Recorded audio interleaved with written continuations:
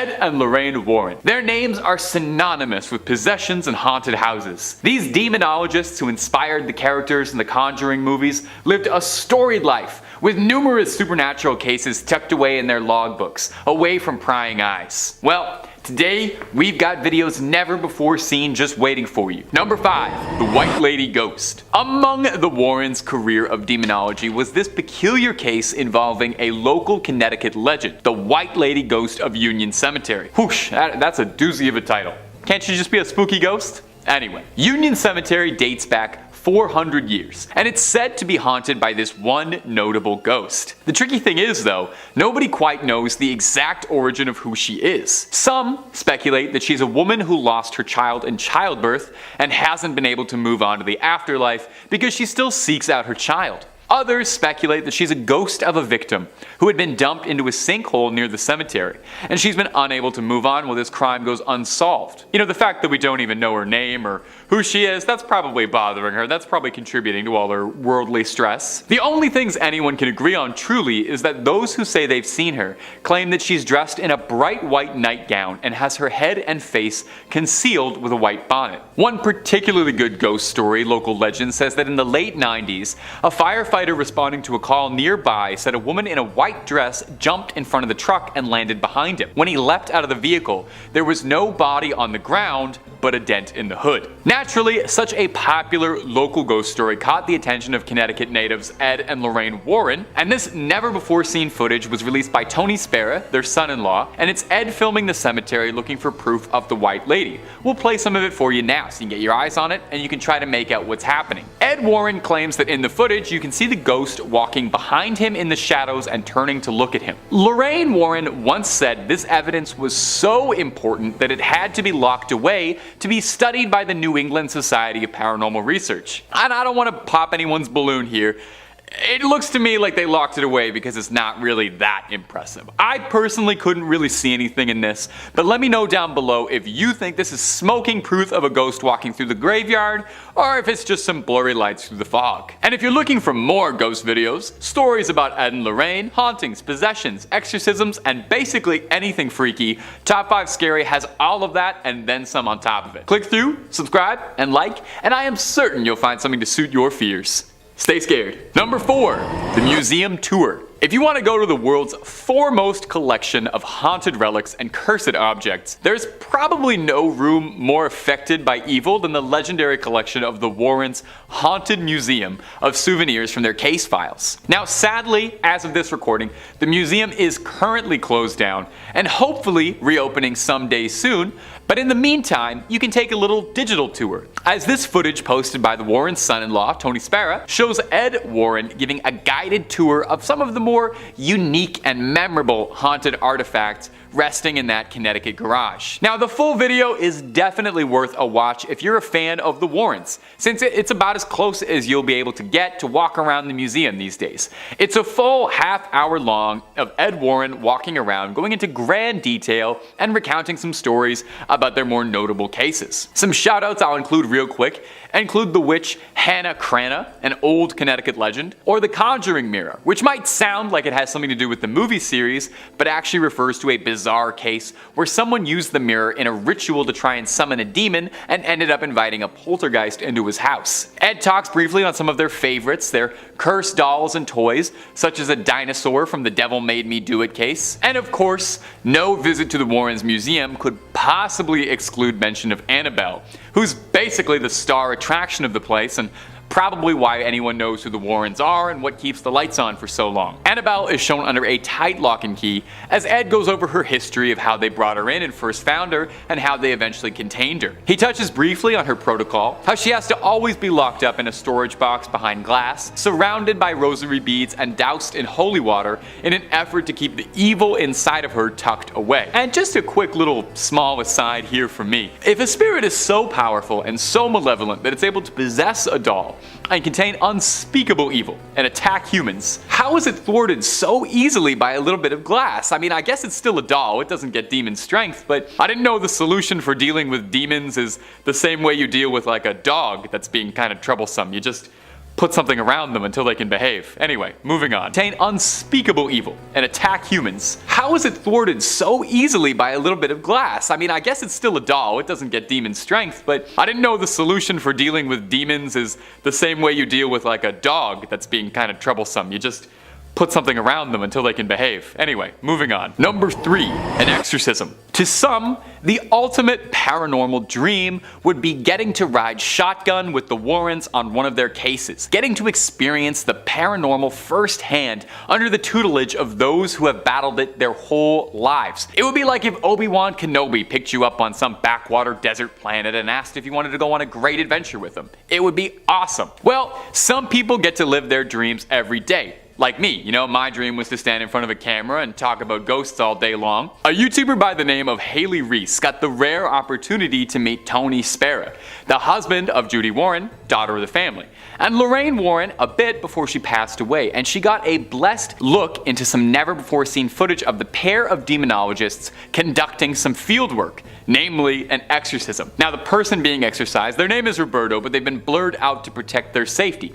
Demon possession is one thing, but doxing is a whole other. We see Lorraine and Tony both fiercely conducting an exorcism, locked in a spiritual battle against the forces inside. We hear Tony asking for the demon's name repeatedly, not just because he's a friendly guy, he seems like he's pretty friendly, but because to properly drive a demon out of a host, you need to know its name. Well, just listen to what he answers with, it's gonna shock you. Beelzebub. Now there's a bit of discrepancy whether or not Beelzebub and the devil are considered different entities. Depending on the text you're reading or the mythology, sometimes they are, sometimes they aren't.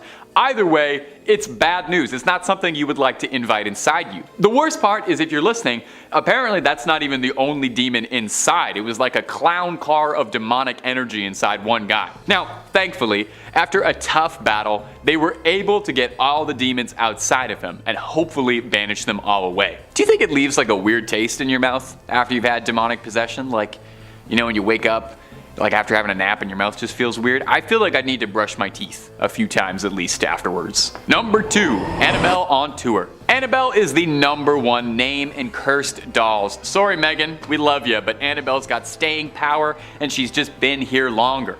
More movies too, although on a side note, I'm hoping they make more Megan movies. As such, Annabelle has become quite popular, with a lot of demand for the cursed toy, despite the fact that, you know, she's got a demon inside of her and is apparently very evil, and she should be kept under proper lock and key. Did you know that there was a significant enough demand for Annabelle that she tours? Yeah, you heard me right. Annabelle tours. And you know what? I think that's great. Girl, get it. You gotta get that bag, you know? The movies made you a star, really propelled you to the world stage. It would be a shame to keep you locked up in Connecticut when your fans are waiting. A recent clip made the rounds on TikTok of a paranormal investigator, Eric Vital, transporting the allegedly haunted doll to take her to Paracon, a convention for ghost hunters and paranormal enthusiasts to break bread, swap stories, and pick up cursed goods. Founded in the Warrens' memory to carry on their legacy and establish a community of ghost hunters. Eric is part of the New England Society for Paranormal Research, the foundation created by Ed and Lorraine to further the development and research of the paranormal. Now this short video of him unpacking Annabelle got all kinds of attention on TikTok, mostly from people wondering why you would want to take her anywhere, or why you would want to get your hands on her at all. I mean, inside the case she's carried and literally says do not open under any circumstances. Now Eric did understand this, and he assured that those who are worried that they take all the proper precautions, and that's not just putting Annabelle in a seatbelt. We take this very seriously, he said. Our faith is very strong, all of us. So we bless the van. We all have enormous amounts of holy water.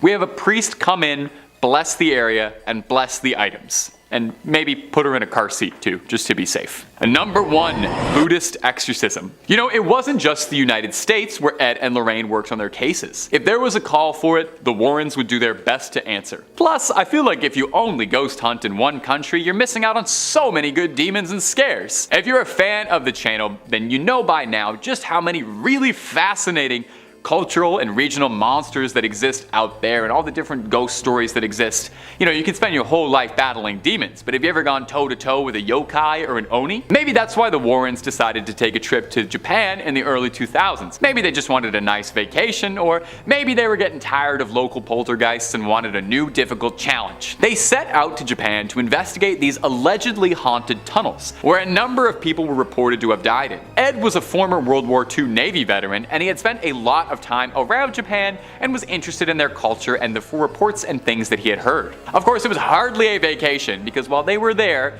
they were asked to participate in a Buddhist exorcism of a young woman named Teresa who had become the unwilling host to a litany of demons. They were aided by a group of Buddhists during their exorcism, a change of pace from their usual help from ordained Catholic ministers. We'll play it for you now so you can get some eyes on it. In the clip, we can hear Lorraine doing her level best to try and cast the evil out of the young girl's body. Now, the clip's a bit hard to watch, I'm gonna be honest. Seeing somebody writhe around screaming in what looks like agony, but luckily, they're being tended to by the experts, I guess. If there was anyone you'd want, it would probably be Ed and Lorraine and a group of Buddhists. Ed and Lorraine said the Buddhists were extremely helpful, saying they were cut from a different cloth. Number 5, the White Lady Ghost. Among the Warrens' storied career of demonology was a peculiar case involving a local Connecticut legend, the White Lady Ghost of Union Cemetery. Whoosh, that's a doozy of a title. Can you just shorten that down, just like a Union Cemetery ghost? There you go, 3 words. Anyway, Union Cemetery dates back 400 years, and it's said to have been haunted by this one notable ghost in particular. Now, exactly where she came from, nobody's quite sure, you know? Nobody's got an exact date and time. Some speculate that she's a woman who lost a child in childbirth and hasn't been able to move on to the afterlife and still seeks out her child. Others speculate that she's a ghost of a victim who was dumped into a sinkhole near the cemetery and is unable to move on while the crime goes unpunished. The fact that we don't even know her name, I'm sure that's probably bothering her somewhat too. The only things anyone can agree on is that those who say they've seen her claim that she's dressed in a bright white nightgown and has her head and face concealed with a white bonnet. A particularly good ghost story says that in the late 90s, a firefighter responding to a call nearby to the cemetery said that a woman in a white dress jumped in front of the truck and landed behind him. When he leapt out of the vehicle, there was no body on the ground but a dent in the hood. So naturally, such a popular ghost would have to catch the attention of Connecticut locals Ed and Lorraine Warren, and this rare footage is Ed filming the cemetery looking for proof of the White Lady. We'll play some of it for you now, and you can try and make out what's happening. It won't be the easiest. Ed Warren claims you can see the ghost walking behind in the shadows and turning to look at him. Now, Ed Warren said that this evidence was so important it had to be locked away to be studied by the New England Society of Paranormal Research, but not to burst anyone's bubbles, it kind of looks to me like they locked it away because it's not really that impressive. You let me know if you could see what they were trying to get me to see, because personally I just see some blurry lights in a dark graveyard. But maybe I'm not opening my third eye enough. If you're looking for more ghost videos, stories of the Warrens, hauntings, possessions, exorcisms, and a whole lot more, Top 5 Scary has all of that and then some. So click through, please subscribe, please ring that little bell so you don't miss a single one of our videos, but do that at the end of this video, okay? Because I got 4 more Ed and Lorraine Warren stories coming up for you right now. Number 4, Ed Warren invoking a spirit on camera. Coming up next is this video uploaded by Tony Spera, the Warrens' son-in-law, on his personal YouTube channel. If you're a fan of the Warrens and you're not already, I would recommend subscribing to Tony Spera. He puts all sorts of Warren related clips up on the channel and it's fun. Now, it's hard to say much about this particular video because it was uploaded without a whole lot of context. The video doesn't really mention a date, a location, or a case, or anything else like that. It's a bit troublesome because the Warrens have said to have worked on hundreds of cases over the years, so this could be any one of them, or maybe it's just one of the lesser, less exciting cases that got pushed to the side. They can't all get made into movies, Now, in the video, we can see Ed filming what looks like a fairly normal 70s living room, although the room is definitely haunted. You can tell right away from that liminal yellow wallpaper color. You can hear Ed Warren yelling out the name of Jesus Christ in an attempt to provoke the spirit into appearing. It's said that during an exorcism, to get a spirit or a demon or a ghost to reveal itself, you need to invoke the name of Jesus Christ, put a little fear of God into him. After about a minute of some serious invoking, it seems like Ed is finally getting through to the spirit, because we see the table and chairs slide across the ground as if they're being pushed backwards by some incredible invisible force. Now, we don't really see anything more exciting or spiritual than the chairs and tables getting pushed, but that's pretty exciting nonetheless. There's not a ton of footage from the Warrens while they were, working the field, so it's pretty exciting to see whenever we get opportunities like this though. Of course, I do hear you saying this could just be faked. So is this the footage of a ghost caught on camera, or is this nothing more than a faked video to drum up some attention back in the day, like an original CGI hoax video on TikTok? Number 3, the shadow doll. And coming in at the number 3 spot for today is going to be this footage of the shadow doll. When you first enter the Warrens' haunted museum, be it digitally or physically, one of the first things you'll see is this frightening little doll, affectionately dubbed the shadow doll. The shadow doll, that's fun to say. It's made of bird feathers and real human teeth. Lovely, those are some of my favorite ingredients. Now, it's currently owned by Tony Spera. He offers a bit of insight into the doll's history, saying it was originally acquired at an antique shop where it was sold with the owners of the shop completely oblivious to the doll's cursed energy. I don't buy that at all. What do you mean oblivious to the doll's cursed energy? Somebody came to you and sold you a doll made of bird feathers and human teeth, and your first instinct wasn't to douse the thing in holy water and kerosene for good measure? I know pawn shops ain't exactly the classiest place around, but you gotta have some standards, right? You gotta be able to recognize evil. There are very few dolls with human teeth that aren't evil. Spera claims the doll has an insidious curse inside it. Oh, wait, no, sorry, the Warrens weren't insidious. Anyway, the curse says that if you take a photograph of the doll, and when it develops,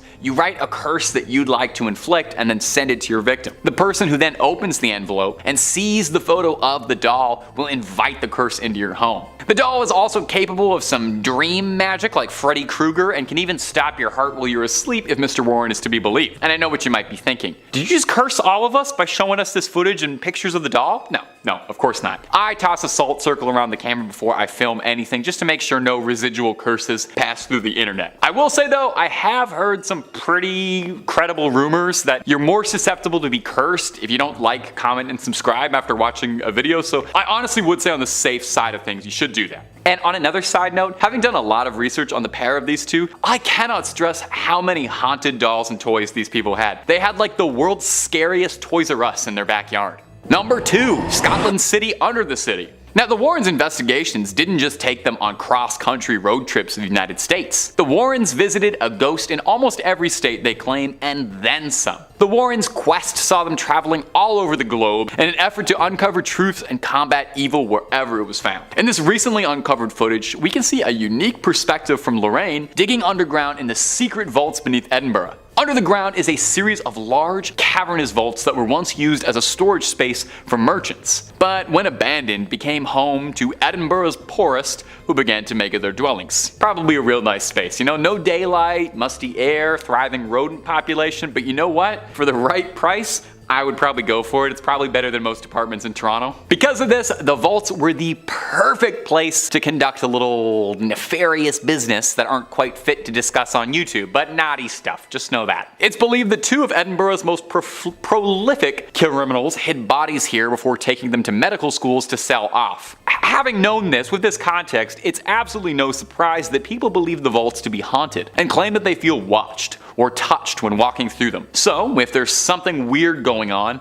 the Warrens follow. This one's actually pretty cool footage, I gotta admit. It's first person, making you feel like you're exploring the subterranean depths with her. She's being guided by an old Scotsman who seems to know the tunnels pretty well, and I gotta say, if I ever take a tour of an underground vault, this is exactly who I would like to be taking me, and an old Scottish man. That's the most appropriate and trustworthy way to go ghost hunting. Now, they didn't find anything on this particular investigation, but while in there, Lorraine does claim that she can feel something communicating with her. Could it be spirits from long ago reaching out to Lorraine Warren, who claimed she had an extrasensory gift? Or maybe it was just kind of cold down there. And number 1, an exorcism. To some, the ultimate dream would be getting to ride up in the front seat with Warrens on one of their cases, getting to experience the paranormal firsthand under the tutelage of those who claim to have battled it their whole lives. It would be like if Obi-Wan Kenobi asked you if you want to go on an adventure with him. It'd be awesome. Well, hey, some people, they get to live their dreams every day. Like me, my dream was to stand in front of a camera and endlessly talk about ghosts and goblins, and it really is just the best. But a YouTuber by the name of Haley Reese got to live her dream when she met Tony Spera, the husband of Judy Warren, the daughter of the family, and Lorraine Warren, a bit before she passed away. She got blessed with a look into some never-before-seen footage of the pair of demonologists conducting fieldwork, namely an exorcism. Now, the person in the video has been blurred out to protect their safety, as, it's one thing to be possessed by a demon, but doxing, whole other. We see Lorraine and Tony both fiercely conducting an exorcism, locked in spiritual warfare against a demonic force. We can hear Tony asking for the demon's name repeatedly, not because he's a friendly guy trying to make conversation, but because in order to properly drive a demon out of a host,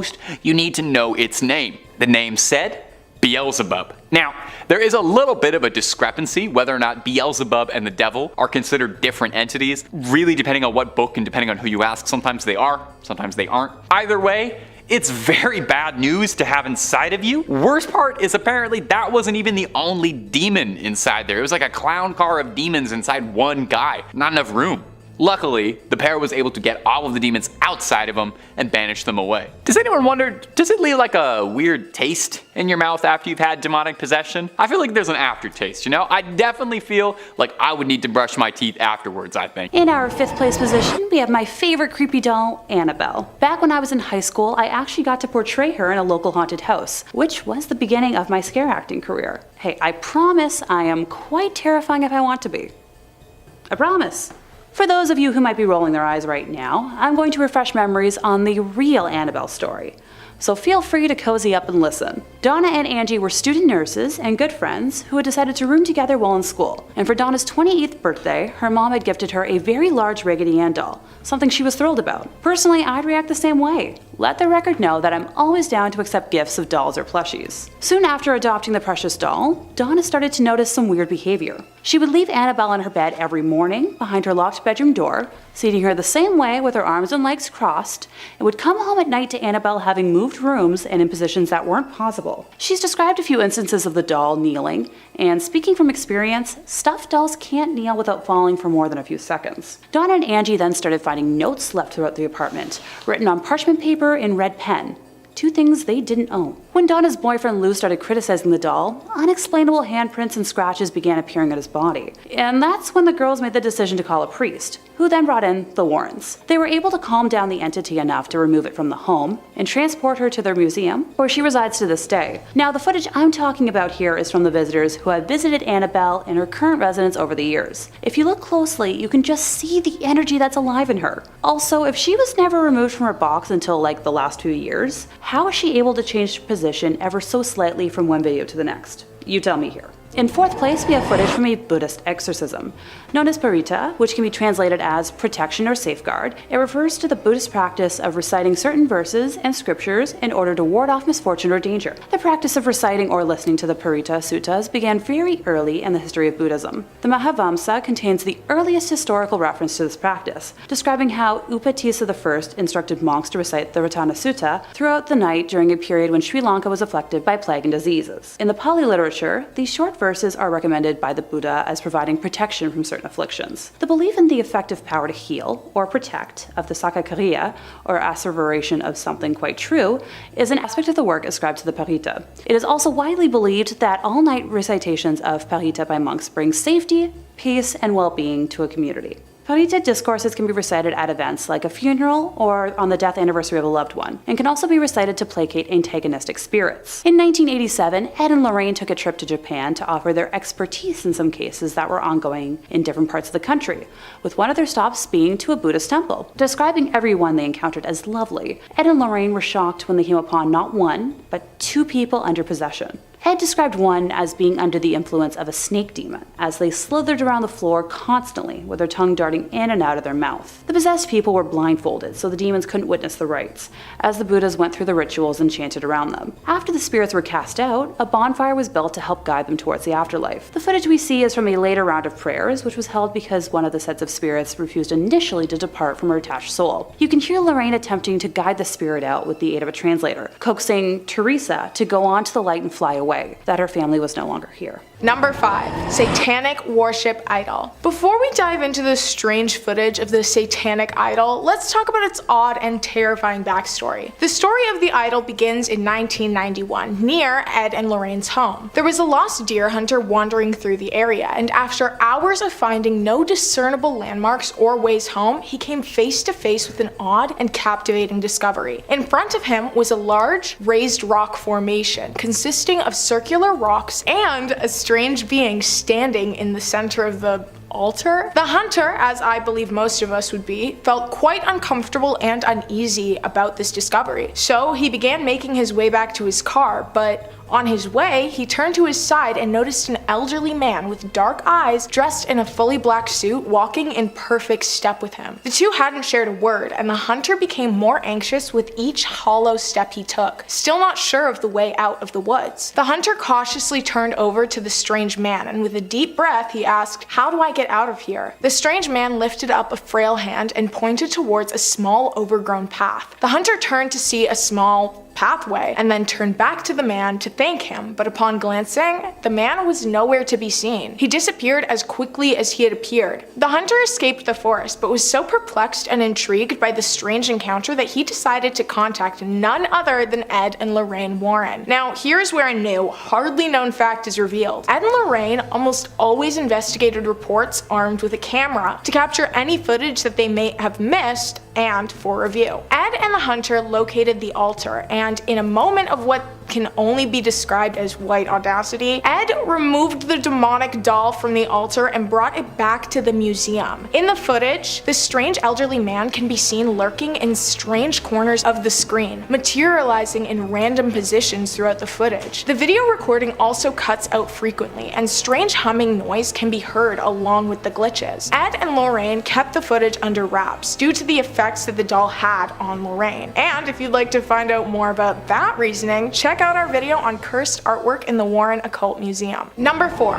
Snedeker House. The Warrens are famous for their home investigations of the Perron family, the Conjuring movie inspiration, and the Amityville home. But there's a less known, very well documented case that the pair also investigated, the Snedeker House. Carmen and Al Snedeker rented a home in Southington, Connecticut, but upon exploring the house, they encountered something that would have scared me out of there faster than light. The pair discovered mortuary tools in their basement, tools that were used in the closed morgue that was in the basement of this house. The home was a funeral parlor. The only time living in a funeral home is acceptable is in My Girl. The couple began smelling rotten flesh, strong chemical odors throughout the house, and the water from the taps would randomly turn a deep red. Their sons were plagued by visions of ghosts and other strange entities. The ghosts became aggressive towards the family, and that's when they decided to call the Warrens for assistance, scared for their lives. The Warrens showed up, filming. They documented several apparitions. Lorraine reported feeling several supernatural entities, all who were filled with vengeance and bouts of pain. The Warrens deduced, within the same visit, that they believed the morticians would participate in horrendous, actually unspeakable acts with the deceased bodies brought into the home. Ed and Lorraine ended their investigation very quickly. In the tape, it's reported that the Snedekers repeatedly asked for sound advice on how to deal with their issue, but sadly, no footage beyond their questioning has been released. The Warrens' advice to the family remains a complete mystery. What do you think their advice would have been? In third place, we have the elusive White Lady of Union Graveyard. Some believe she is Harriet Seeley, whose young son passed shortly after being born, and Harriet herself passing soon afterwards. Legend believes she may have died in hopes of finding her son, and still wanders their final resting place searching him out,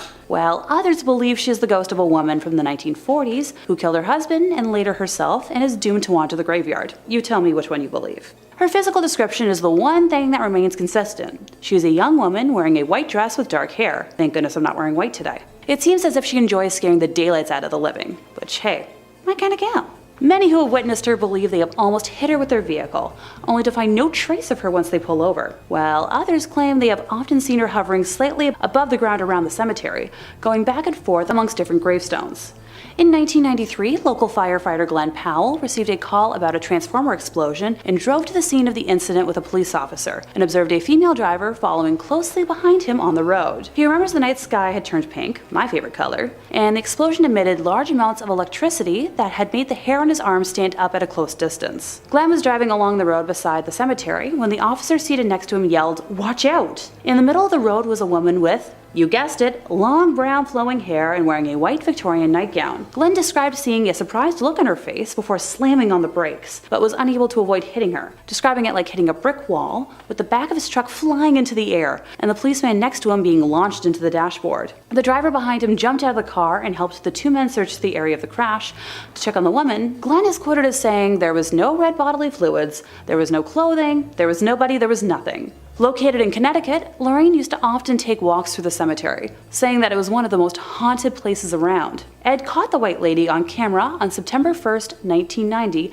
at 2:40 a.m., his 7th night in a row of filming at the cemetery, determined to have footage as proof, and we can show some of that footage to you now. He described dark figures surrounding her, shapes that he said were wood ghosts that seemed to jump on her while they all argued. In second place, we have the Amityville Horror. On November 13th of 1974, Ronald DeFeo Sr., his wife, and 4 of their offspring, Dawn, Allison, Mark, and John, had their lives ended by a firearm inside their home in suburban Amityville, New York. And at the time, homicide detectives claimed it was the largest number of victims in a single slang on Long Island. The deceased were found in their nightclothes and were shot in the back, apparently while they were asleep. There were no signs of a struggle inside the home, where a sign hanging outside the main entrance read, "High hopes." Sure. The killings were reported by the only surviving member of the family, the oldest son, Ronald. He told the police that he arrived at the home shortly after 6 p.m. but found the front door locked, so he crawled into the house through a window and stumbled across the icky scene. He later confessed that he had ended the lives of his family around 3:30 a.m., acting out the scenes for detectives as he described how he took out his family one by one, with the weapon eventually being found in Amityville Creek. Ronald's trial began in October of 1975. His defense attorney, William Weber, tried to make a case that the defendant, who allegedly heard voices, was innocent by reason of insanity, but the court eventually sentenced him to 6 concurrent 25-year to life sentences. Try saying that 5 times fast. Eesh. A year later, the Lutz family moved into the now abandoned home, and that's where this goes from simply tragic to much, much more. Most of the DeFeo family's furniture was still in the house, because it was included for $400 as part of the deal. You know what, I'd take that deal too. A friend of George Lutz, the father of the family, had learned about the history of the house and insisted on having it blessed, and at the time, George was a non-practicing Methodist and had no experience of what this would entail. Kathy, the mom, was a non-practicing Catholic and explained the process to him. George knew a Catholic priest named Father Mancuso who agreed to carry out the house blessing. He arrived to perform the blessing while George and Kathy were unpacking their belongings on the afternoon of December 18th, 1975, and went into the home to carry out the rites. When he flicked the first amount of holy water and began to pray, he heard a masculine voice demand that he get out. When leaving the house, the priest did not mention this incident to either George or Kathy until December 24th, when he called George and advised him to stay out of the second-floor room where he had heard the mysterious voice, which happened to be the former bedroom of Mark and John DeFeo that Kathy had planned to use as a sewing room, but the call was cut short by static. Following his visit to the house, the father allegedly developed a high fever and blisters on his hands, similar to stigmata. At first, George and Kathy experienced nothing unusual in the house, but the horrors that happened over the next 28 days were awful for the Lutz family, bearing witness to slime pouring out of their walls, strange odors throughout the home, and George would wake up at 3:15 every morning, which is right around the time Ron DeFeo carried out his original crimes. A garage door would open and close on its own, an invisible spirit knocked a knife down in the kitchen, a pig-like creature with red eyes was reported staring at George and his son Daniel through a window. Also, Kathy and 2 of her children experienced bouts of levitation while trying to sleep. The footage we have from this heinous month is of a boy with glowing eyes, believed to be the spirit of the late John DeFeo. By mid-January of 1976, after another attempt at a house blessing by George and Kathy, they experienced what would be their final night in the house. Now, the Lutzes were never able to give a full account of the events that took place on this occasion, describing them as too frightening. After getting in touch with Father Mancuso, the Lutzes decided to take some belongings and stay at Kathy's mother's house in nearby Deer Park, New York, until they had sorted out the problems with the house. They claimed the phenomena followed them there, describing greenish-black slime coming up the staircase towards them. Yeah, no thanks.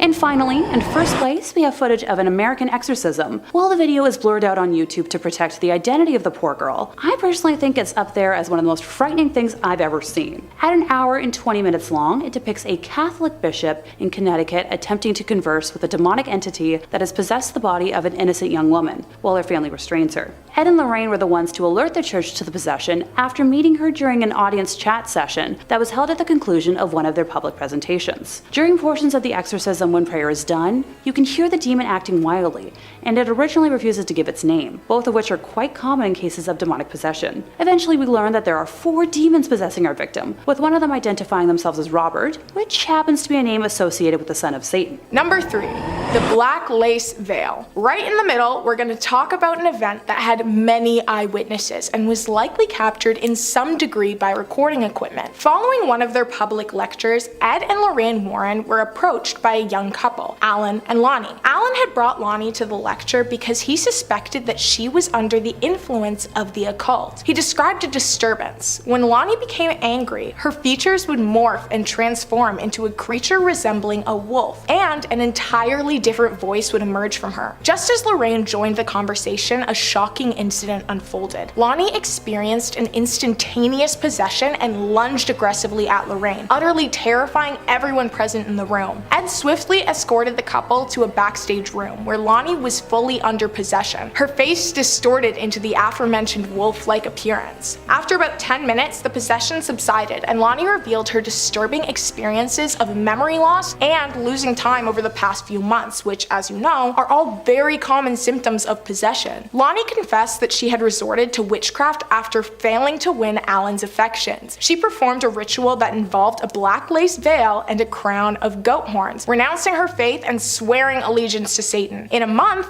Alan began showing interest, but the demonic entity had gained entrance into her life. Ed knew that Lonnie needed an exorcism and contacted a priest who arrived the same day. During the exorcism, the entity within Lonnie screamed in protest but was eventually separated from her, vowing to return to another. The Warrens took the black lace veil, goat horns, cup, and conjuring book for safekeeping to prevent repossession. However, the story of the veil didn't end there. Months later, during a meeting with another woman who manifested multiple personalities and inhuman entities, her gaze landed on the black veil. She clutched it, her features transformed, and she became an inhuman spirit. Ed, armed with blessed water, banished the demon a second and final time. Both of these events are said to have been captured on a tape recorder, as the Warrens frequently recorded their lectures. Number 2, the haunted pearl necklace. The haunted pearl necklace is also referred to as the pearls of death. This jewelry's effects are pretty obvious. The necklace is known as one of the most dangerous items within the Warrens Occult Museum, so yeah,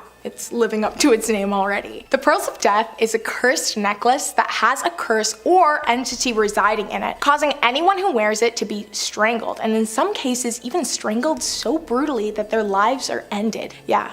Death by a necklace. I'm starting to rethink my stance on that gorgeous blue diamond necklace. If you know, you know. It's an inside joke. Only my faves know what I'm talking about. One of their former owners commonly reported being choked while wearing them, even waking up with red marks on her neck after sleeping in them. The pearls are also extremely difficult to remove. Well, they're difficult to remove from the living. Ed and Lorraine Warren kept these pearls heavily guarded and surveyed, and if you're like me, the word surveyed raises excited alarm bells. That's right. Within the museum, several security cameras are placed, which not only protect the artifacts, but also monitor any strange activity. In one surveillance clip, which was privately distributed by an anonymous source who had regular access to the museum, revealed a myriad of strange activities surrounding the pearls. The video captures the pearls vibrating ever so slightly before a small light emanates from them, and a dark shadow quickly shifts towards the ground, as though it was water flowing out of the pearls. These events repeated night after night, typically around 4:24 a.m., with the effects being weaker the further away they get from the stated time. Whether Ed and Lorraine were aware of the footage being leaked to a select group of people, they never addressed it. They didn't even deny it. I suppose they figured ignoring the footage completely would decrease the interest in it, and hey, they were right. I'd never heard of it until now. Number 1, White Lady of Union Cemetery. You guys know how I feel about the naming. Come on, be more creative. The White Lady, guys, just please try a little bit harder. Anyway, the White Lady is the name of the ghost that haunts the Union Cemetery in Connecticut. The legend surrounding her origin varies, but there are several points that consistently align to create an accurate backstory. She's thought to be the ghost of Harriet Seeley, who searches for her deceased son throughout the graveyard. It is also widely agreed that she wears a bright orange dress. No, I'm kidding. Obviously, she wears a white dress, and you bet your bottom dollar it's a flowy one. The ghost was often seen by locals. She frequently spooked the citizens of the surrounding area, jumping in front of cars, appearing in their periphery, and then disappearing. Ed Warren was heavily interested in this apparition, so he set out on a quest to record this ghost for himself. Yes, for himself. As I said, they don't enjoy sharing their findings. Maybe the ghosts value privacy and Ed signed an NDA or something, I don't know. But the NDA didn't apply to the pair's son-in-law, Tony Spera, because shortly after their passing, he released the full footage. The footage begins by panning over a darkened cemetery, and there's definitely a heavy air surrounding the entirety of the footage. While panning over the rows of graves, a glowing human figure wearing a long white dress was spotted moving behind a tombstone, like it was playing hide and go seek. No close-up shots of the spirit were caught, and the camera wasn't very good, so any distinct details that the ghost may have remain a mystery. The video was reviewed by skeptics, and it was actually widely agreed that the footage was not doctored in any way. But not only that, the figure seen was not just an illusion or a filming trick. The being is in fact there. Ed Warren did manage to capture evidence of a ghost on camera, which is pretty amazing. Even though I'm not obsessed with him as a person, his career and accomplishments are right up my alley. Storytellers, heroes of the unknown, or just a couple of grifters looking to get some movies made? There's a discussion to be had, but let's dive on in. Number 5, the White Lady Ghost. Among the Warrens' career of demonology was this peculiar case involving a local Connecticut legend, the White Lady Ghost of Union Cemetery. Whoosh, that's a doozy of a title.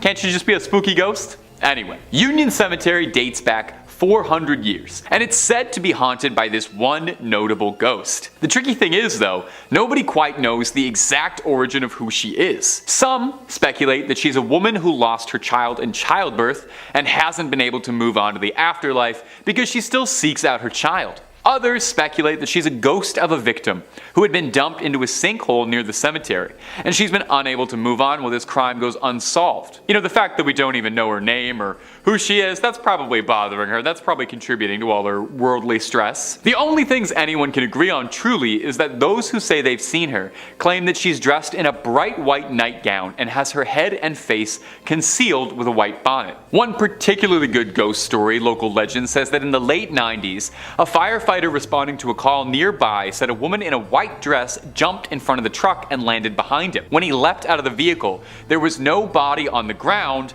but a dent in the hood. Naturally, such a popular local ghost story caught the attention of Connecticut natives Ed and Lorraine Warren, and this never-before-seen footage was released by Tony Spera, their son-in-law, and it's Ed filming the cemetery looking for proof of the White Lady. We'll play some of it for you now so you can get your eyes on it and you can try to make out what's happening. Ed Warren claims that in the footage you can see the ghost walking behind him in the shadows and turning to look at him. Lorraine Warren once said this evidence was so important that it had to be locked away to be studied by the New England Society of Paranormal Research. And I don't want to pop anyone's balloon here.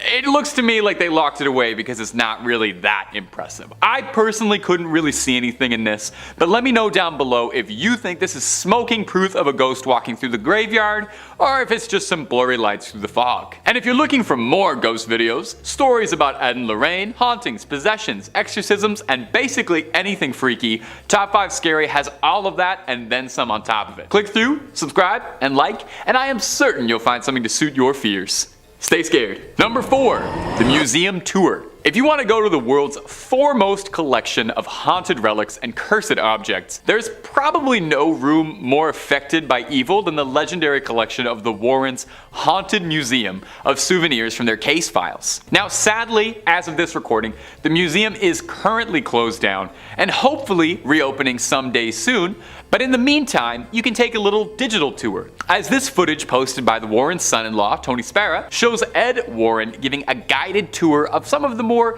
unique and memorable haunted artifacts resting in that Connecticut garage. Now, the full video is definitely worth a watch if you're a fan of the Warrens, since it's about as close as you'll be able to get to walk around the museum these days. It's a full half-hour long of Ed Warren walking around, going into grand detail and recounting some stories about their more notable cases. Some shoutouts I'll include real quick include the witch Hannah Cranna, an old Connecticut legend, or the Conjuring Mirror, which might sound like it has something to do with the movie series, but actually refers to a bizarre case where someone used the mirror in a ritual to try and summon a demon and ended up inviting a poltergeist into his house. Ed talks briefly on some of their favorites, their cursed dolls and toys, such as a dinosaur from the Devil Made Me Do It case, and of course, no visit to the Warrens Museum could possibly exclude mention of Annabelle, who's basically the star attraction of the place and probably why anyone knows who the Warrens are and what keeps the lights on for so long. Annabelle is shown under a tight lock and key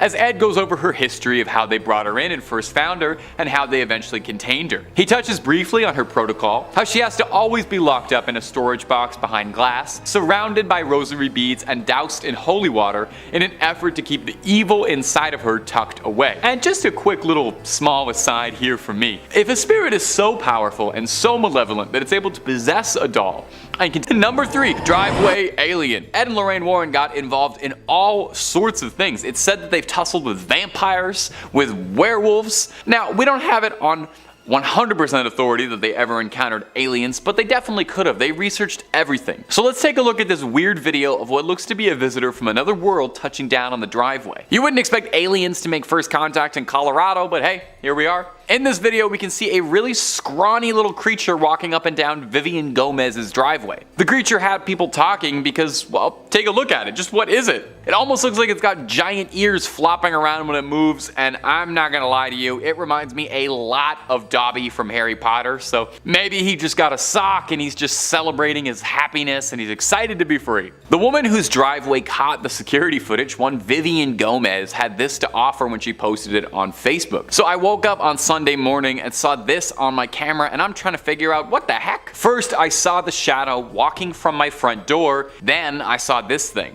Has anyone else seen this on their cameras? The other 2 cameras didn't pick it up for some reason. Sadly, her security camera only films for about 10 seconds or so this is the only footage that she was able to capture of this mysterious driveway creature. Gomez clarified for everyone that whatever it was wasn't her son. Okay, we weren't thinking that, but now we're definitely not thinking that, because she doesn't let him out by himself that late, although that opens up a lot of questions. She saw something strange running around her driveway at night and considered the possibility that that might be her son. Like I said, I'm pretty sure the most likely possibility is that this is a freed house elf excited for the future, or a very confused alien. Could be an alien that just touched down. Maybe a Terminator traveling through time. That's why it looked naked. Gang, you let me know what you think what this mystery monster could have been down below. Number 2, Jharkhand. Coming up next is a clip out of India that went viral last year and captured the attention of paranormal enthusiasts, alien hunters, and skeptics alike. I like when you can get everybody all in together and like that. You see something weird on camera, we're like, is this an alien? Is this a ghost? Is this a demon? I'm not sure, but let's all take a look at it. A strange humanoid-like figure was spotted walking across the road in India, confusing everybody. Whatever it was filmed walking alone steadily on a bridge at night in Jharkhand in eastern India, staggering around through the night. Now the thing looks human and my brain initially is like, yeah, that's a human. But the more you look at it, the more you start to wonder if maybe, just maybe, this might have crawled out of something. This creature is gangly and it has these long arms and long pale white skin and very skinny, and it looks like something out of Silent Hill. Motorcyclists were swerving out of the way of this figure, which stops and stares at them for a bit before continuing to stroll onwards. Now naturally, this got people talking because it's not every day you see a terrifying pale figure like that. More than a few people suggested that it could be an alien walking around the streets at night, explaining why it seems so confused. Others suggested that it could be a ghost, which would be pretty spooky. I would say it does seem like it's physically present. It seems like it's physically on the road, so I'm not 100% that it's a ghost. And finally, there's the realists who have suggested that this could just be someone who had a long night and is lost and on all the substances right now, just trying to get a good night's sleep. As far as I know, no one has cracked this case, certainly not Ed and Lorraine Warren, so we may never have a satisfying answer. And number 1, the Buddhist exorcism. It wasn't just the United States where Ed and Lorraine Warren worked on their cases. If there was a call for it, the Warrens would do their best to answer. Plus, I don't know, I feel like if you only hunt ghosts in one country, then you're missing out on just so many good demons and ghosts out there. If you're a fan of the channel, and I hope you are, then you know by now just how many amazing, interesting regional monsters, myths, and cryptids there are all over the world. You can spend your whole life battling demons, but have you ever gone toe to toe with an Oni or a yokai, something like that? Well, maybe that's why the Warrens decided to take a trip out to Japan in the early 2000s. Maybe they wanted a vacation and a change of pace, or maybe they were looking to challenge themselves. They set out to Japan to investigate these allegedly haunted tunnels, where a number of people were reported to have died in. Ed was a World War II Navy veteran and had spent a lot of time around Japan and was fascinated in their culture and the things that he had seen while stationed there. Of course, hardly a vacation, because while they were there, they were asked to participate in a Buddhist exorcism of a young woman named Teresa who'd become the unwilling host to a litany of demons. They were aided by a group of Buddhists during the exorcism, which is probably a change of pace from their usual ordained Catholic ministers. In the clip, we can hear Lorraine doing her level best to try and cast the evil out of the young girl's body. The clip is a bit hard to watch, and that's coming from someone who watches ghost videos literally every single day of his life. You're watching someone writhe around screaming in what looks like agony.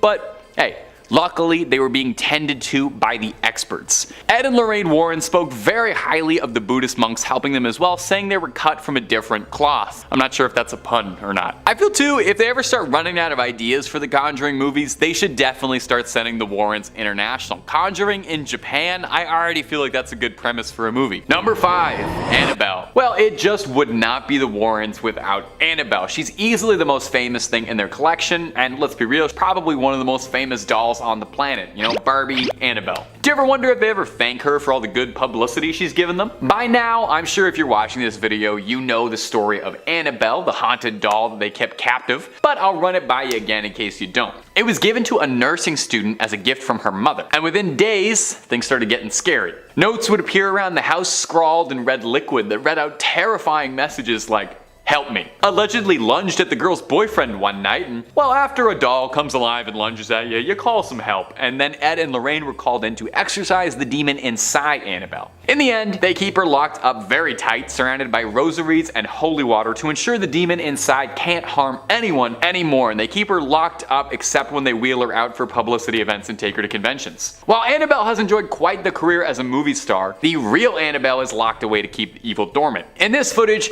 we're treated to some up close and personal glamour shots of Annabelle in the flesh, or stuffing, I guess, locked tight in her cage. The footage comes from Tony Spera, the son-in-law of Ed and Lorraine Warren, who's gonna get mentioned a whole heck of a lot in this video. He takes us on a brief tour of the museum, getting a real up close to it. Even through a YouTube screen, you can feel some evil radiating off this doll. Now sadly, if you're a big Warren superfan and you want to go check out the museum, unfortunately it's closed right now, but they are hoping to reopen it. So one day Annabelle can get back to scaring her fans in person like she always has.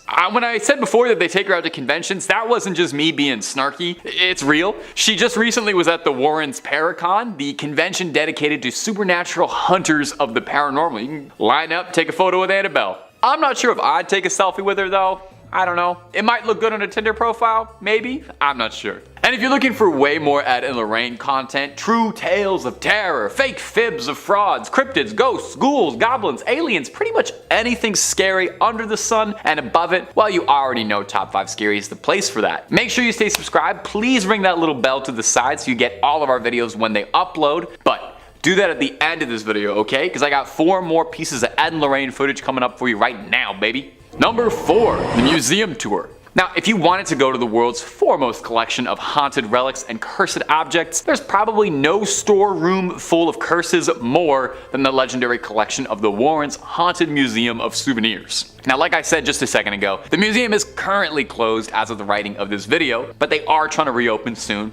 You know, cross your fingers. But in the meantime, you can take a digital tour, as this footage posted by the Warrens' son-in-law, Tony Spera, shows Mr. Warren giving a guided tour of some of the more unique haunted artifacts resting in the Connecticut garage. Now, the full video, definitely worth a watch if you're a big fan of the Warrens, since it's as close as you'll be able to get to walking around the museum these days. It's a full half-hour long of old Ed going into grand detail and recounting some stories about some of their more notable and famous cases. Shoutouts include the witch Hannah Cranna, an old Connecticut legend, or the conjuring mirror, which might sound like it has something to do with the movie, but very confusingly refers to a case where someone used this mirror in a ritual to try and summon a demon, a different demon. Ed talks briefly on some of their many cursed dolls and toys, such as a dinosaur from the Devil Made Me Do It case and film, and of course, no visit to the Warrens Museum would exclude Annabelle. She's the star attraction of the place, probably what keeps the lights on for so long. She's shown under a tight lock and key, and Ed goes over the history of how they brought her in, and he touches briefly on the containment protocol for her, how she has to always be locked up in a storage box behind glass, surrounded by rosary beads and doused in holy water,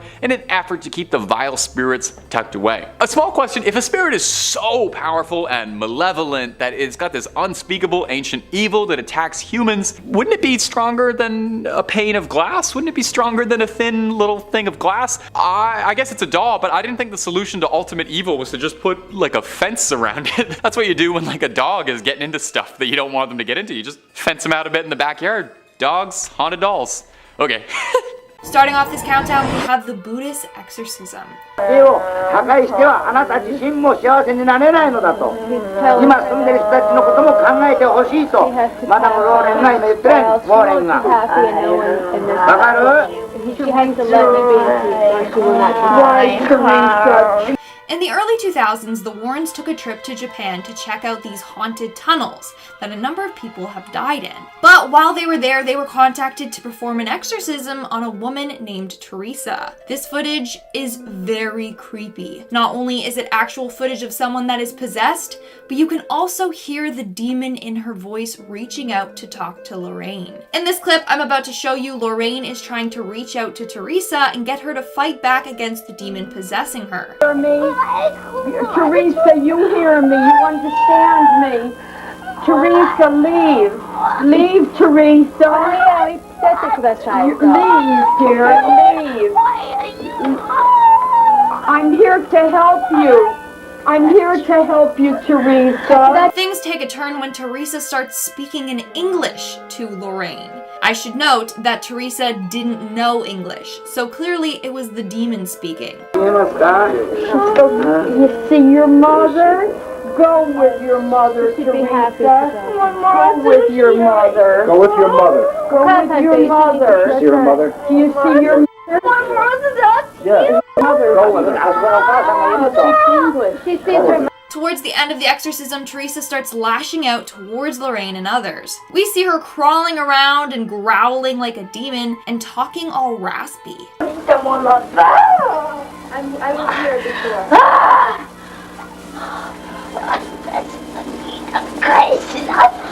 That's my house.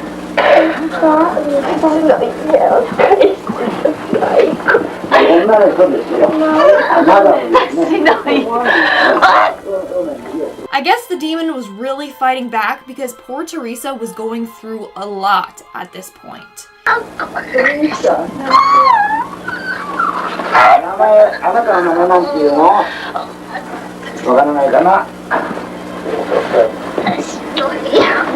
The footage ends with Lorraine once again telling Teresa to fight back against the demon. Hopefully they managed to complete this exorcism successfully. Now, I tried to Google this case, but unfortunately there wasn't much information out there on it, so we may never know. In fact, it was after this trip in Japan where Ed got really sick and his health started to decline. Maybe this demon had something to do with it. Moving on to number 4, we have Scotland's underground city. And if you guys are liking this video so far, then why don't you hit that like button? And today, they still are. They're still haunted. Yes. There are people like you that see them. In fact, I've never seen them, but there are people that see these ghosts floating about. Mary King's been seen up here, and she's been seen down at the bottom. In 1996, Ed and Lorraine Warren visited Edinburgh in Scotland to investigate an underground city. The city was said to be haunted. In the video, you see an older tour guide telling them about the history of this underground city, how there used to be underground shops and stuff like that down there. At one point, he talked about getting bad vibes from being down there, and apparently Lorraine was sensing that as well. So that's when you get the funny feeling. I got funny feeling, all right. However, very bad feeling. One by one, they all died off until there was nobody left. It gets worse when he talks about how everyone died down there and there were just piles of bodies because there was no one left to get rid of them. Which is probably why the place is haunted. I mean, a number of people died there and didn't have a proper burial. Well, at one point in the video, Lorraine claims she hears a ghost walking by. Can it be? No. What are you hearing? Like the sound of people, of more than one person together walking by, and, you know, like heavy clothing rubbing against each other, that type of thing. I could hear. I'm going home. And I could hear that, and I wondered, you looked, Frank, so I thought you heard the same thing. No, I didn't hear it. Yeah. That's not all. She started to pick up on another vibe. It feels like somebody is like squeezing your insides all together, actually. Squeezing the life right out of you. I have no clue how she wasn't scared to death experiencing all of that. Honestly, she was brave. It blows my mind. Starting off this countdown, we have the ghost in the photographs. In this footage, we see Ed and Lorraine Warren discussing a number of cases where they caught photographic evidence of ghosts. The show was hosted by Tony Spira, the Warren's son-in-law. The first case they talk about revolves around a woman named Gail Martin, who we also see here. Basically, Gail moved into a house, and for the longest time, nothing spooky happened. Then one day, she was out digging in the backyard and gardening. Her husband took a photo of her doing so, and when it developed, you could see a white silhouette of a ghost. Years ago it was taken. There it is. Here it is, Tony. Now, you see that Gail is higher than that woman. Then we have a second photo taken of Gail on the same day. And again, we see the same ghost in the shot. Now, as you notice, Gail turns around and Gail is smiling. And because her husband is saying something funny. So at that point, the woman is smiling, and she puts her hand up to her mouth in that manner. Unfortunately, since it's old footage, it is hard to see the ghost in the photo, like its face. It just kind of looks like a white blob. Now, Lorraine actually made contact with this ghost, and that's when we learned about her sad story. So according to Lorraine, the woman in the photograph once had a child who she absolutely loved. She even built a place for him on her property for him to stay, so he was always close to her. Then one summer, he was working at a children's camp when there was a polio epidemic. Sadly, her son contracted polio and 3 days later passed away. The mother was extremely heartbroken by this. So when she passed away, she stayed attached to this piece of land. Now, when Gail started gardening, the ghost made herself known because someone was working on the piece of land that was sacred to her. Is out in the yard, in the garden, and now you're doing something to improve that. After all of these years probably of neglect, now you're going to be fixing it. And I believe that that is the reason she's there. The next ghost that they talk about, though, is not as nice as the first one. Let's take a look at it. Above the chair, right? Right above the chair. Right. Now, this is in the lowest level of that property, but they did have a lot, unlike Gail, they had all sorts of infestation. So the couple who owned this house witnessed really dark paranormal activity, and that's when they contacted the Warrens for help to get this evil spirit out of their house. And lastly, we have the Providence Ghost Man. This next ghost that they are going to be talking about is of a soldier in World War II. The story is very sad and scary. His wife was informed that he was killed in action, not even missing. That he was actually killed in action. And then a week later, she committed suicide. She committed suicide, and 1 week after that, he was found alive. That That is just heartbreaking. His wife literally took her own life thinking her husband died, when in reality, he was just missing in action. Both of the ghosts are said to be attached to that home still. In fact, no one has moved into that home since. If you look at the top right of this next clip, you'll see the ghostly image of this man. No one ever occupied that cottage again. Now that looks like a man. Yes. But we have other photographs which look like a woman. Yes, we do. So where you have one spirit, you have many more other than spirits. one, yes. Moving on to number 4, we have the cursed objects. And if you guys are liking this video so far, then smash that like button because it really helps us out. Many of the objects in this room here have had dire effects on people. People have been maimed, have been killed.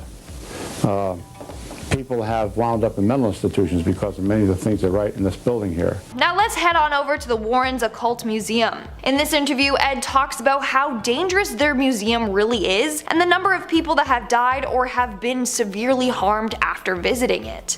Raggedy Ann doll, which was responsible for the death of a young man who came in here one time, who challenged the doll to do its worst, and it did. Then you have a detective who was almost killed right in this room that we're standing in. Now, the Warrens had a strict set of rules. They told visitors not to touch anything in the museum whatsoever. This is because their aura mingles with the object's aura and it can easily latch onto them. Next thing you know, you're bringing that demon home with you. Anyways, this is the process Ed will take you through if you do end up touching anything. If anybody touches anything in this room, their aura mingles with the aura of that object, which is very evil. I would then tell them to close their eyes. I would vision them in what we call a Christ light, make the sign of the cross over them so they take nothing out of here.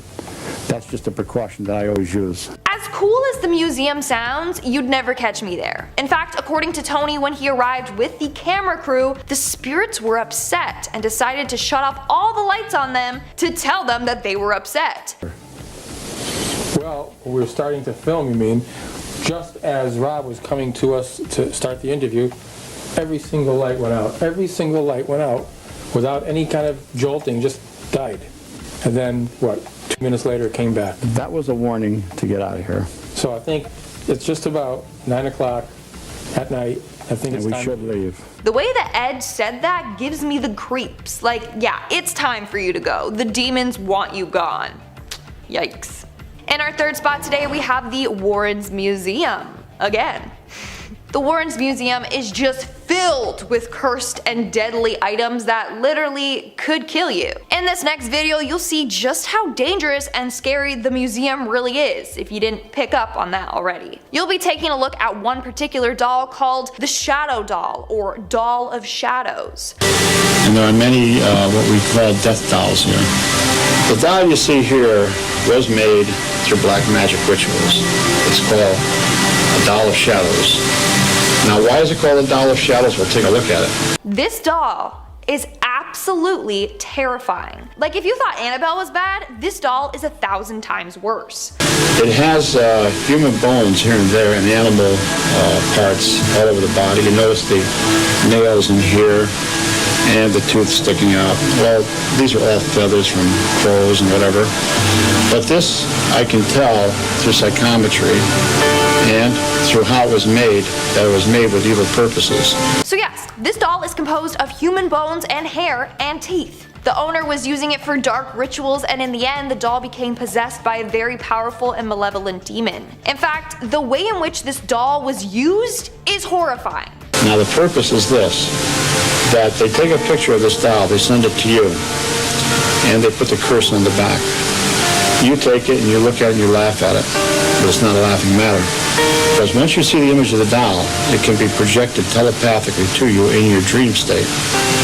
Dolls like this have actually come into nightmares. Did you hear that? That is absolutely horrifying. But that's not all. According to Ed, this doll has killed a number of people in their sleep. These images of these dolls can be so frightening that they've actually stopped people's hearts during the dream state.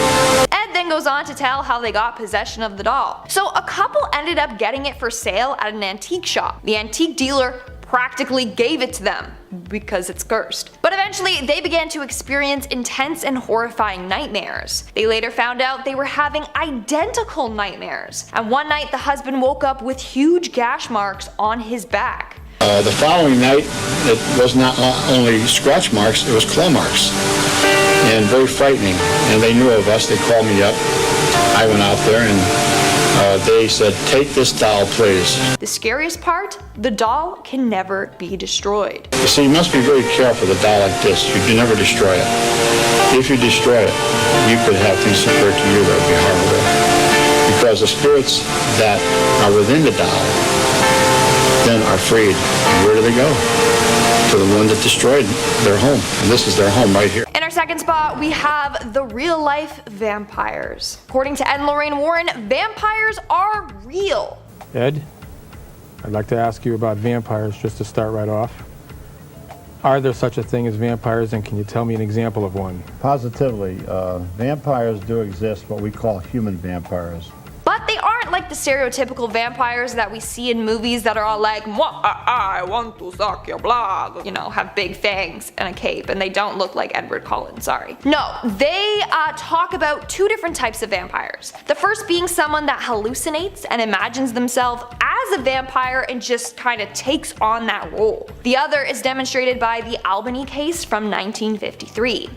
Where the Calbani family had to open up a grave. And a family member had died, and they were saving a little money by digging the grave themselves. When they got down about 4 foot, they struck a coffin which shouldn't be there. It was their private plot. He goes on to say that the coffin was of antique nature. They opened it up, and there was a perfectly preserved man in there. And inside was a man about 45 years old. And he was fresh to the touch as though he had just been buried. That's not even the freaky part. So even though the plot was there, there's a law saying you can't exhume the body until you get a court order. So this process took about a week. And when they went back to the grave, the coffin and body had both deteriorated. The mother of the family went back and had the ground consecrated. And then they dug up the grave again, and this time, when they opened it up, inside was a corpse that looked as though it had been buried for many, many years, just a skeleton. The coffin itself had greatly deteriorated. This freaked everyone out. Newspapers got word of the story and it was in the headlines for weeks. People went wild and were like, this is a vampire. And they were right. According to the Warrens, the man in the coffin was a sorcerer and user of black magic and also a vampire. He had put himself into a catatonic state. He was alive, but just barely. Still alive, but I'm barely breathing. And then at night he would leave the coffin with his astral body and find his prey. His astral body was being connected to his physical body by something Ed refers to as a silver cord. So no matter how far he went, he could still make it back to his body. But while the physical body is still alive, there's a silver cord, a supernatural cord, that emanates from the physical body to the astral body. No matter how far away that astral body goes, it could go 3,000 miles, that cord would still be attached. It's only when that cord, that supernatural cord, is broken, that death comes to that physical body. So somehow that cord got broken, and maybe that was when the woman got the land consecrated. And that's why the next time they went to the body, he was just bones. Now, you're not gonna believe this next part. I mean, it's hard for me to believe, I'm not gonna lie. So this vampire dude didn't arise from his tomb and go around biting people's necks to suck their blood. No, no, no. And he would go in search of blood, but he would not bite into anybody's neck. He could take the blood through what we call teleportation, apports. Now today, of course, with all the ways that somebody could get blood, a vampire doesn't have to attack anybody to get that blood. So vampires literally could be real and among us. They just can get blood sneakier ways, like maybe they work at a blood donation center or a hospital or something. Ever think of that? The Warrens did. And in our number one spot today we have Annabelle the doll. All right, I think one of the most famous would be Annabelle. This is a Raggedy Ann doll that's made like thousands of other dolls, except that this doll was used in communication, almost like having a seance. In this next interview with Ed and Lorraine Warren, they talk all about Annabelle the doll and her origin story. So story goes that a young nurse received the doll as a gift from her mother. She lived with a fellow nurse. The two worked together and lived together. Well, one morning the nurse brought down the doll while they were eating breakfast and placed it on a chair at the table. This was meant to be a joke like, oh haha, she's having breakfast with us. But the next day she did the same thing. She brought the doll down to the kitchen table and sat her down at a chair. And the next day she did this until something terrifying happened. But the third morning, they're talking to the doll, and the arms of the doll are on the chair like this. Suddenly they went up and onto the table. Now this didn't frighten them. This intrigued them, to the extent that the one nurse said to the other one of the nurses knows a medium. Let's ask her about this. I'll bet you there's a spirit in that doll. That's what they did. And that was their first mistake. So they did end up taking it to a medium, and the medium informed them that a spirit of a 6-year-old girl who had died in a car accident on the road by their house was latched onto this doll. Surely enough, they searched this and a young girl named Annabelle did pass away in an automobile accident near them. But listen to what Ed says here. But God does not allow the spirit of a child to go into a doll. This was a demon who was posing as that little child to create sympathy to these two young women, which it did. It worked, and this demon tricked the girls. They ended up looking after this doll thinking it was Annabelle, the little girl. They would take it out on excursions, buy it clothes, jewelry, etc. But then it started to attack the girls. The scariest thing occurred when the two nurses came back from their shift. They'd come home after midnight, put the key in the door, unlock the door, and who do you think is standing there? The Raggedy Ann doll. Standing there. Now that doll has flimsy legs. If you try to stand it up, you can't. Hearing Ed say this just sent shivers down my spine. Literally. Just imagine going home and seeing that doll standing perfectly upright. The doll later went on to attack one of the nurse's boyfriends by choking him out in his sleep. I dreamt that that doll was strangling me. He had marks on his throat. Was it psychosomatic?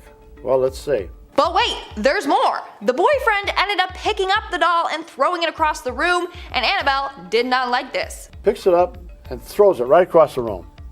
You're nothing but a rag doll. You couldn't hurt anyone. With that, Tony, 7 psychic slashes appear on his body. Wow. Now, we've seen these kind of slashes. We've filmed them. These slashes come from nowheres. The blood came right through his shirt. Then finally, Ed and Lorraine Warren got involved and took Annabelle to their museum. In our third spot today, we have the family in Connecticut. And no, this isn't the same as the family from the haunting in Connecticut case. Just apparently, Connecticut has a lot of hauntings. So basically, Ed and Lorraine Warren went to Connecticut to help a family whose home was being haunted by a spirit. What I'm about to show you is real footage from this case. Basically, it starts with Ed and Lorraine sitting at a table praying with the family. Then, Ed tries to make contact with whatever is haunting their house. Our Father who art in heaven, hallowed be thy name. Thy kingdom come. 1 knock for yes, 2 for no. Are you a man? Are you a boy? 1 knock for yes, 2 for no. Yes. Okay. Using that 1 knock for yes, 2 knocks for no method, Ed was able to find out more about this ghost. Most here is it. Is it? So the ghost was haunting their home and causing a scene because it didn't like the family's mother. But that's not the only ghostly thing that they managed to capture on camera. Later on, Ed asked the ghost to give them a sign, and then the kitchen chair moves on its own. Give me some sign. Is that you moving something? Give me some sign that you're here. I command you to reveal your identity. Yeah, no thank you. If that happened at my house, I would be out of there so fast. In our second spot, we have Maurice Theriault. If you've seen the movie The Nun, then you already know about a man named Maurice, or Frenchie. This guy was a hard-working farmer that ended up getting diabolically possessed. This occurred in 1985. Sometimes blood would randomly pour out of his body, like from his nose, eyes, and mouth. And he didn't know what was causing it. He also developed super strength and could randomly understand and speak Latin. At first he went to the police for help, then a priest, and then finally Ed and Lorraine Warren agreed to help him. Now, he apparently went through a number of exorcisms. The footage I'm going to share with you is from his last exorcism. So the footage starts off with Ed asking Frenchie to lift up his shirt. Apparently, random crosses would show up engraved in his skin. At the front. See it up in the shoulder? Yeah. Move, yeah, you're in the way, right? Yeah. Okay, you're both in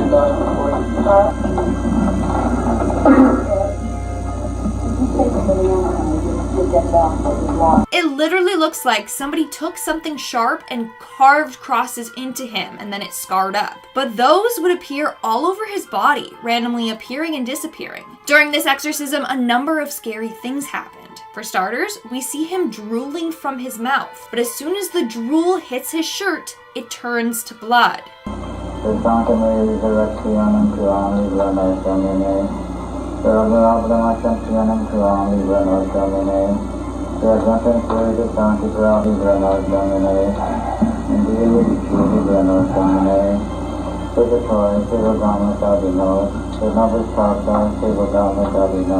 Then, at one point, we see Frenchie hunched over in pain. This is apparently because spirits enter people through their solar plexus. And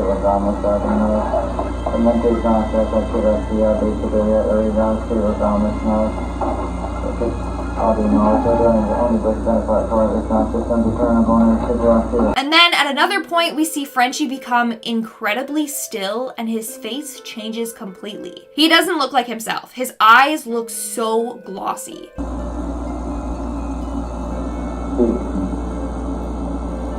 How did you enter? And lastly, we see a cut randomly appear on his forehead and start to bleed on its own, out of nowhere.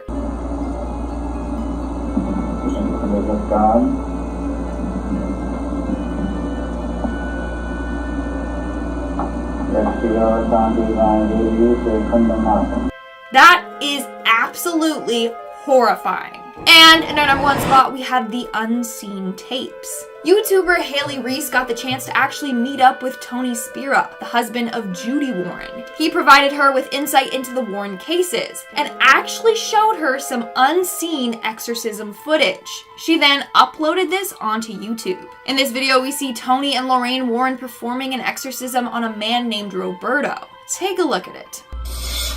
This is the power, Jesus Christ. Okay? You hear me? Jesus Christ has all the power. You have none. What is your name? So in the video, as you just saw, they're trying to find out this demon's name to then help expel it. And guys, you're not gonna believe what demon was inside of him. Here, continue watching. What is your name? Jesus Christ commanded you to answer that question. What is your name? What is your name?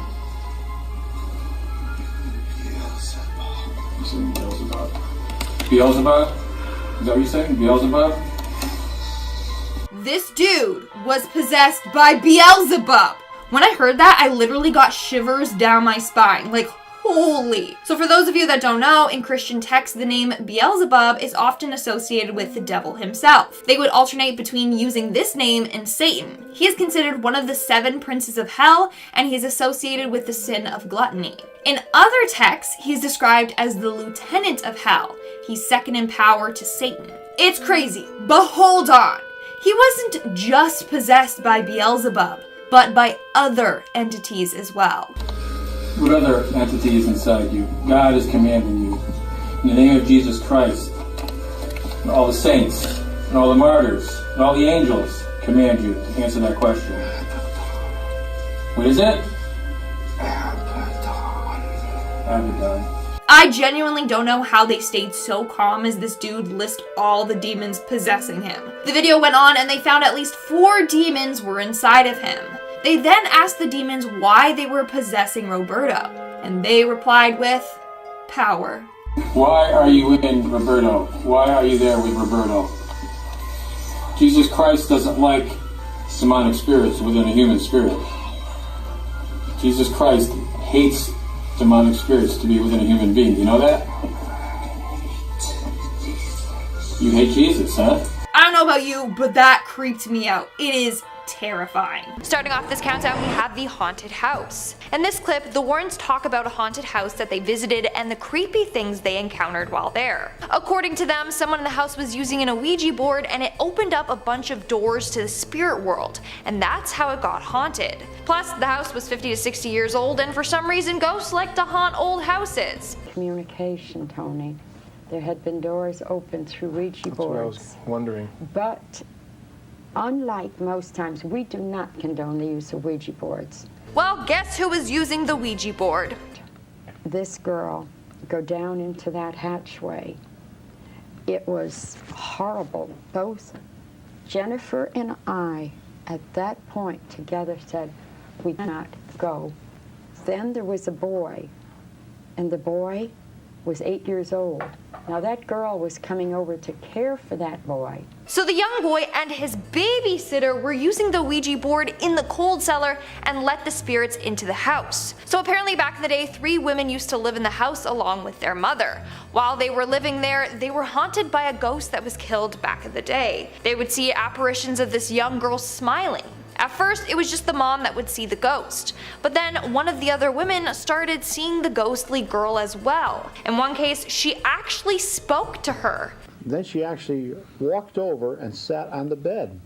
I believe there was a conversation between them. There was a conversation between the two of them, and then this dark form, who we believe to be the person who had perpetrated it, of this man. That's when they learned that the house was haunted by the girl that was killed and her murderer. The Ouija board had opened the door and those spirits came back to the house. Now here's an image that the Warrens took while on the property. The ghost also manifested itself into orbs as well. So both the photos you just saw are of real ghosts. In our 4th spot today, we have the Amityville haunting. And if you guys are liking this video so far, then smash that like button because it really helps us out. This is probably one of the most controversial paranormal cases of all time. On November 13th of 1974, Robert Butch Defoe took the lives of his parents and his 2 brothers and 2 sisters. The house was then put up for sale and the Lutz family moved in. And apparently the demon that got Butch to do that horrific deed started to attack this new family.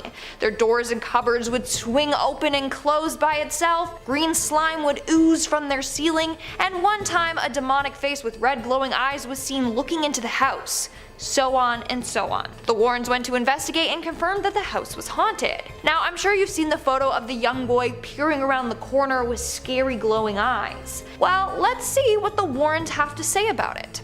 Yes, with infrared film. Oh, yes. And it's in the upstairs bedrooms. Just to the left there, you see what looks like a small boy's face looking out with bioluminescent eyes, but it is a diabolical spirit with luminescent eyes that appears in that home to confuse the investigators. The photo has always given me the creeps. What I didn't know is that that was of an evil spirit. You think that is an evil spirit, Ed? Positively.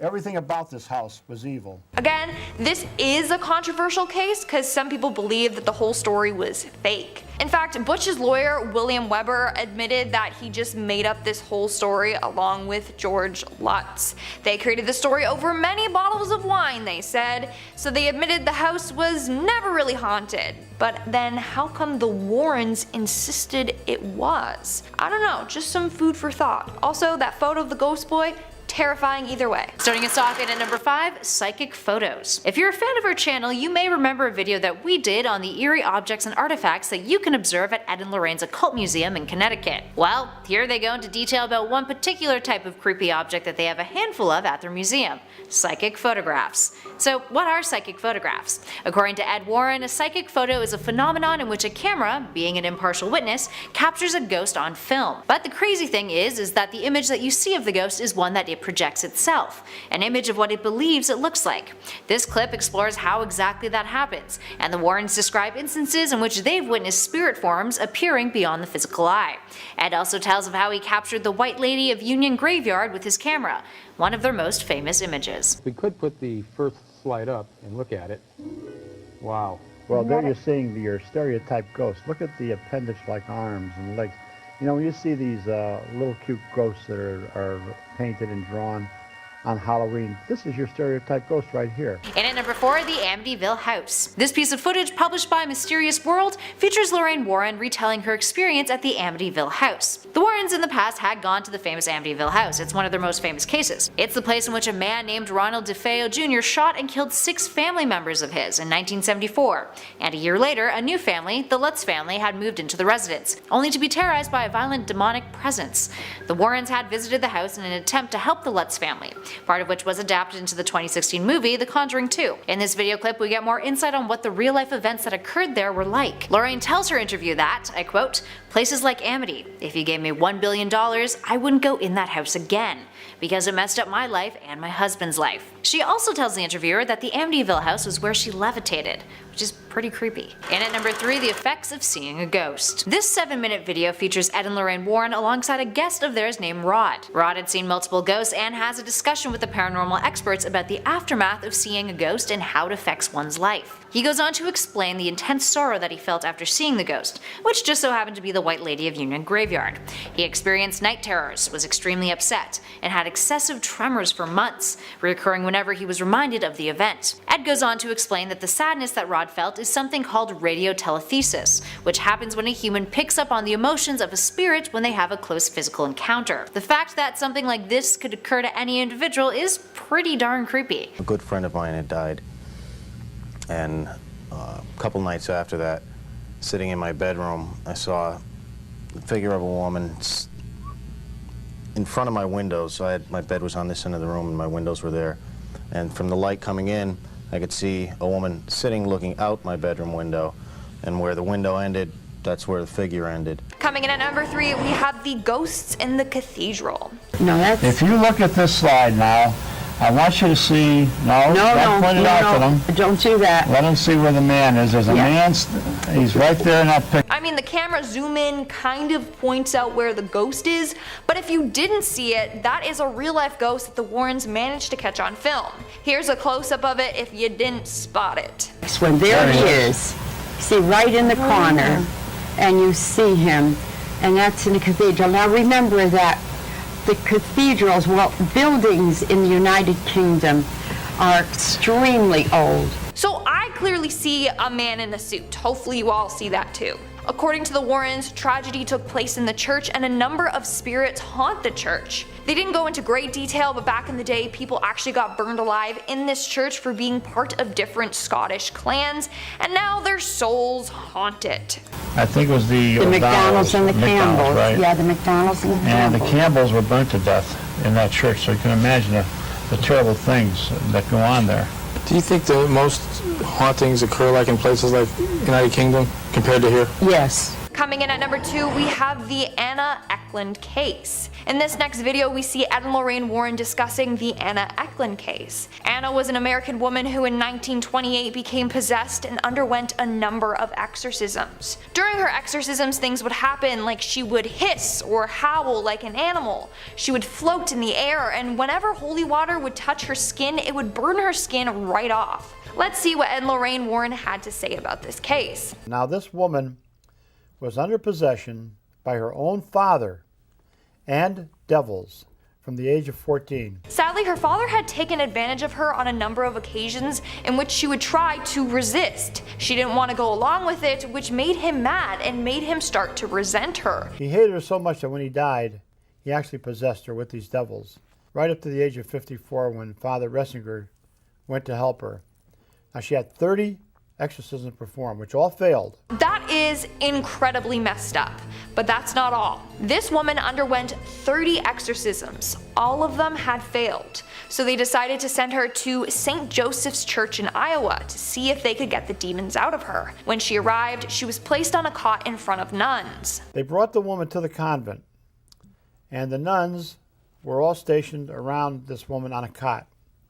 Suddenly, a loud, bellowing, hoarse voice came out of the woman. Terrible obscenities, filthy obscenities came from the woman's mouth. And she rose into the air and went up to the ceiling and clung to the ceiling by her hands and feet. Literally like the scene in The Exorcist. After that, she had to be tied down to the cot. That's not even the worst part. and the nuns constantly were throwing holy water at her. This woman, outpours of what looked like spaghetti and human hair came out of her mouth. That is absolutely disgusting, and apparently she would throw up 20 to 30 times a day. Not only that, but it stunk so bad that the nuns had to take 15-minute shifts with her or else they would fall ill. Imagine how horrific it must have been to be there with Anna and performing this exorcism on her. And in our number one spot today we have the exorcism. The footage I'm about to share with you is footage of a possessed woman going through an exorcism. It's footage directly from the Warren files. This exorcism footage is 1 hour and 20 minutes long. In fact, the footage had been cut down, so that means they were performing an exorcism for over an hour. I will say though that the footage was blurred by Tony Spira before he uploaded it to his YouTube channel. He did this in order to censor some graphic images, but also for the privacy of this woman. Although it's blurred, we can still see how crazy the woman is acting and can hear the weird noises that she is making.